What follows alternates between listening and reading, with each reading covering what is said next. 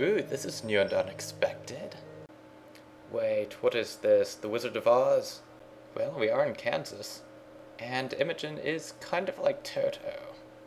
I wonder if black and white makes my ass look fat. I'll just wear sweatpants. No one will notice. Really, if there's one thing that is unattractive, it's sweatpants. If there are two things that are unattractive, it's sweatpants and Crocs. And if there are more than two things that are unattractive, they're sweatpants, Crocs, and hairy men in tank tops. And this leads me into aesthetic attraction.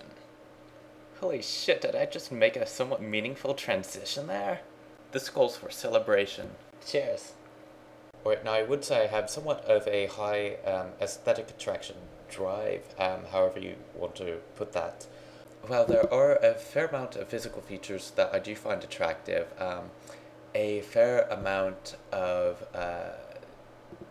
what I do find attractive has to do with the way a person dresses, and how that ties in with their overall appearance.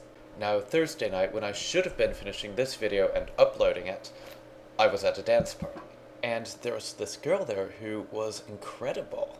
And she was wearing this red dress, or blouse, or actually I don't remember whether it was red. I was really, really drunk that night. Anyway, she had these like fake pearls and stuff, and it just looked really good on her. Then she's got these very piercing eyes, and I don't know, I just find her fascinating to look at. And then, you know, if I see someone wearing like a t-shirt and sweatpants, it leads me to the assumption that, yeah, they don't give a fuck. What, did you wake up this morning, brush the popcorn off your stomach, roll out of bed, and throw on the first thing you could find on the floor? These are typically also the same people who are morbidly obese and whose physical regime involves walking from the sofa to the garage to drive to Burger King. But that's not to say that I find all generously proportioned people to be unattractive. Quite the contrary, actually. I think there are a number of people who actually can carry a few extra pounds very well. There's one friend I can think of off the top of my head who's got a bit of extra girth, but she's the most adorable thing ever. She's got a nice round face, an adorable smile, and a really cute haircut. I absolutely love her. I don't know, I guess weight only comes into it when a person looks like a glob of human Play-Doh, and you can tell that they've just completely let themselves go. Anyway, as far as physical attributes, I tend to focus on more the mouth, the eyes, and the hair. I don't think I have any specific attributes to mention about hair, but to be honest, Allie has fantastic hair. And Noel Fielding, anyone? And as far as eyes, it may sound a bit odd, but there's something about grey eyes that absolutely fascinates me. It's difficult to say what exactly it is I like about eyes. I think sometimes it's the way that the color complements the skin tone or the hair color. And other times it's just a certain alertness about them. I don't know how to explain that really, but... And then the mouth. And for some reason I really like minor dental flaws. Not like rotting brown teeth, but something like a gap between the teeth, or a snaggle tooth, or something like that. I don't know, I just find it interesting. And I can't forget the lips. There are some people who just have very beautiful lips, like Akira. Yes, that will be the price that you pay for what I do later on in this video. I think I'm done with this topic for now. And now for this week's topic, but not before some shameless advertising. Advice for coming out is something I should not be giving. You want to know what my advice is? Alcohol. Alcohol is the key to your personal life. Get a few drinks in you and you'll be able to talk about your asexuality for hours on end. Well, maybe not hours, but do not, under any circumstances, drink tequila. Shit will happen after you drink tequila.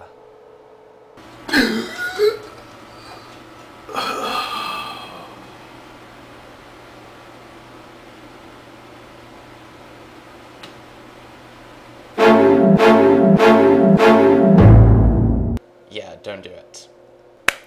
But no, in all seriousness, this is what I have to say. I am going to guide you through this using a lovely flowchart thing. Now, first step. Are you ready to come out? Yes? No? No? Then sit the fuck down. Now, you're ready to come out, but who are you going to come out to? Family, friend, random fucker on the street? Fuck, the flowchart's too time consuming, I can't. I would have loved to have done it, but I don't have the space, I didn't have the time. I'll just do this the old way, I guess. Depending on who you're coming out to, the reactions can vary very widely. Now, sometimes if you come out to someone, whether it be parents, siblings, friends, other family, whatever, the reactions, fucking fruit flies around here. I mean, sometimes they'll be like, you can say, hey, I'm asexual, and they'll be like, oh yeah, that's cool. And other times you might instigate the Spanish Inquisition, because given that the majority of people still aren't familiar with asexuality, they are bound to ask questions. So some of the questions that you might receive offhand could go something like this. You're not interested in sex at all? Does that mean you have sex with yourself? Do you masturbate? What do you think about when you masturbate? So if there was a beautiful woman and she was naked and in the same room with you alone and wanted to fuck, you wouldn't do anything? What's asexuality? That's a pretty good starting place to know what sort of questions you're going to receive offhand. If it's your first time coming out, it might be best to find sort of a neutral-minded person to come out to. Someone who doesn't really care about what your orientation is, that you're on amicable terms with, and is a good listener. Because what you need your first time coming out is for someone to say, I hear you, I understand, it's good. And what you don't need, especially on your first time, is for someone to tell you, this is what you've told me, now this is what you actually are. Chances are they're wrong, they don't know you the way you do.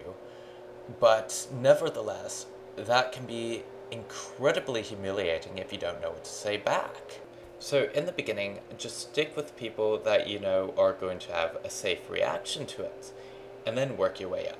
Now, if you want a good starting place on how to answer a lot of these questions that people might bring up, then I would highly recommend reading through both the FAQ sections on AVEN, which I am going to link below in my description box, and just sort of read through those, tailor those questions and answers to your own asexuality, and I think that will help you prepare a lot more for to sort of answer what the questions that people might ask. What was I?